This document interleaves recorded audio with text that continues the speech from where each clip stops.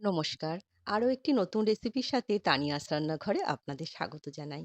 আজকে আমি একটি খাবার থালির আয়োজন আপনাদের সাথে শেয়ার করতে চলেছি। মাছের ঝোলটা তৈরি করে নামিয়ে নিলাম। এবার আমড়ার চাটনি করব। কড়াইয়ের মধ্যে সর্ষের তেল দিচ্ছি কালো সর্ষে 1/2 চামচের মতো। আপনারা চাইলে কিন্তু একটা শুকনো লঙ্কাও দিতে পারেন। দেখুন আমড়ার এইভাবে খোসা ছাড়িয়ে নিয়েছি। আমড়াগুলো কেটে নিয়েছি। দুটো আমড়া একটা দুটোর মতো একটু গোটা রেখেছি আপনাদের দেখানোর জন্যে। এবার আমড়াগুলো এর মধ্যে দিয়ে দিচ্ছি। দিয়ে খুব ভালো করে একটু সমস্ত কিছু মিশিয়ে নেব। নিয়ে এবার এর মধ্যে স্বাদ অনুসারে নুন আর হলুদ দিচ্ছি। দিয়ে আবারও সমস্ত কিছু খুব ভালো করে মিশিয়ে নেব। আমরা চাটনি খেতে কিন্তু বেশ ভালো লাগে। এবার এর মধ্যে পরিমাণ মতো চিনি দিচ্ছি। যে যেমন মিষ্টি খাবেন সেই বুঝেই চিনিটা ব্যবহার করতে হবে। সমস্ত কিছু ভালো করে মিশিয়ে নিলাম। চিনিটা দেখুন বেশ গলে গেছে। এবার পরিমাণ মতো জল দিয়ে চাটনিটা হতে দেব।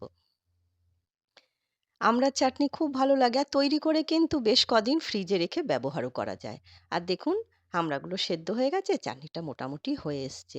তবু খুন্তি দিয়ে একটুখানি আমড়াগুলোকে ঘেঁটে দিলে চাটনিটা খেতে বেশ ভালো লাগবে।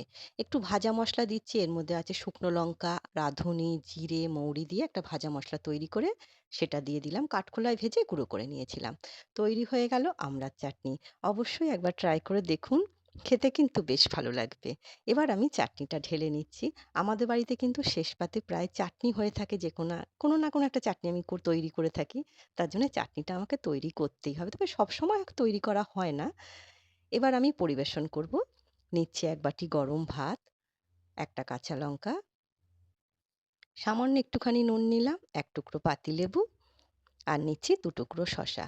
করেছিলাম পলতা পাতার বড়া। এটা কিন্তু মুখে রুচি ফেরাতে বেশ সাহায্য করে। আমাদের এখন একটু শরীরটা বাড়ির মোটামুটি সবার ঠিক নেই। পলতা পাতার বড়াটা মাঝে মাঝেই তৈরি করছি। আর মাছের একটু তেল ছিল, মাছের তেলের বড়া ভেজে নিলাম। এর মধ্যে পেঁয়াজ দিইনি, লঙ্কা কুচিয়ে দিয়েছি। এবার বেসন আর চালের গুঁড়ো দিয়ে মেখে নুন হলুদ দিয়ে বড়া ভেজে নিয়েছি। কচু ভাতে দিয়েছিলাম। শুকনো লঙ্কা ভেজে শুকনো লঙ্কা ভাজার তেলটা দিয়ে শুকনো লঙ্কা দিয়ে নুন দিয়ে কচু ভাতেটা মেখে নিয়েছি।